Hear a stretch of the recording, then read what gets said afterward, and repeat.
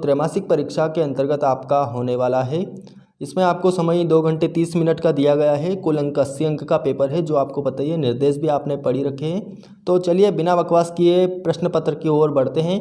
उससे पहले मैं आपसे एक रिक्वेस्ट करना चाहूँगा, जो हर यूट्यूबर करता है, कि यदि आपने अभी तक हमारे चैनल को सब्सक्राइब नहीं किया है तो जल्दी से सब्सक्राइब कर ले, जिससे कि आने वाले सभी वीडियोज़ की नोटिफिकेशन, इसी एग्ज़ाम की बात नहीं, आने वाली जितनी भी एग्ज़ाम होगी तो उन सभी के पेपर आप तक सबसे पहले पहुंचते रहेंगे, जिससे कि आपको भी फ़ायदा होता रहेगा और मुझे भी।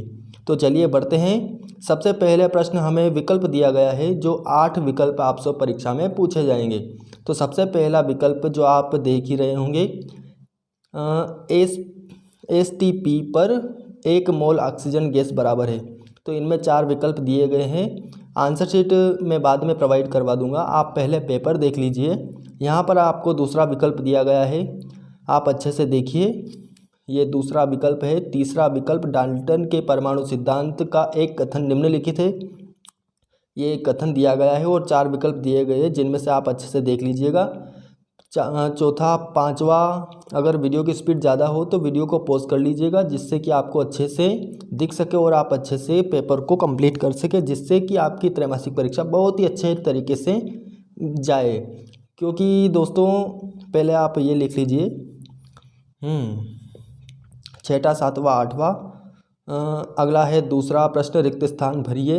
ये 8 रिक्त स्थान यहाँ पर भी दिए गए हैं आपको, ये आप अच्छे से देख लीजिएगा और अपनी बुक से इनके करेक्ट आंसर क्या है तो वो आप अभी से तैयार कर लीजिएगा, जिससे कि आपको परीक्षा के समय कोई दिक्कत ना हो। ये सही जोड़ी दी गई है। ये उत्कृष्ट गैस, हीरे की संरचना, हेलोजन, CH4, D2O। तो इस प्रकार से आप इन सभी के करेक्ट आंसर, जो सही आंसर है, आप अपने हिसाब से देख लीजिएगा और मैं भी आपको आंसर देने की पूरी कोशिश करूँगा। ये देखिए, यहाँ पर एक शब्द और एक वाक्य में उत्तर दिए गए हैं, ये भी टोटल 8 है, तो इन्हें भी आप अच्छे से देख लीजिएगा। एक वाक्य में उत्तर, ये देखिएगा। इसके बाद आता है हमारा 5वां प्रश्न, स्थिर अनुपात का नियम क्या है। इसके अथवा में दिया गया है, गे-लुसाक का गैस आयतन संबंधी नियम लिखिए। सीमांत अभिकर्मक क्या है। इसके अथवा में सार्थक अंक का निकटन किसे कहते हैं। इस पेपर को जल्दी से कंप्लीट कर लें। कहाँ तक आ गए थे हम लोग, 6ठे प्रश्न तक। सीमांत अभिकर्मक क्या है, सार्थक अंक का निकटन किसे करते हैं, गुणित अनुपात का नियम क्या है, मोल क्या है, ये अथवा में दिया गया है। कोई भी एक प्रश्न आप कंठस्थ कर लें, जिससे कि आपको नंबर कटने की संभावना बिल्कुल न रहे। ये 8वां 9वां 10वां 11वां मैं पढ़ूंगा तो ज़्यादा टाइम हो जाएगा, वैसे ही आपके पास टाइम बिल्कुल भी नहीं है। तो आप जितना जल्दी हो सके इस प्रश्न पत्र को कंप्लीट कर ले, बिल्कुल कंप्लीट।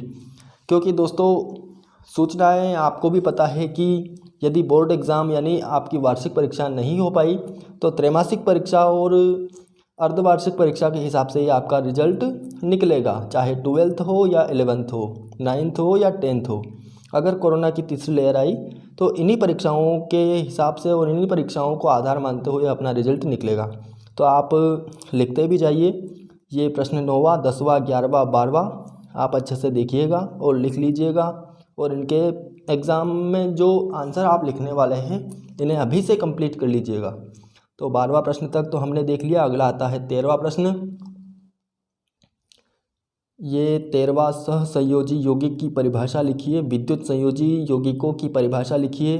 14वां प्रश्न। 15वां प्रश्न, आफ-बाऊ का नियम लिखिए।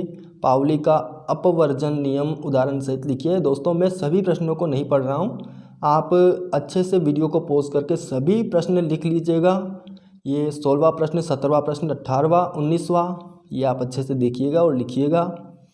18वें के बाद आता है हमारा 19वां और 20वां प्रश्न।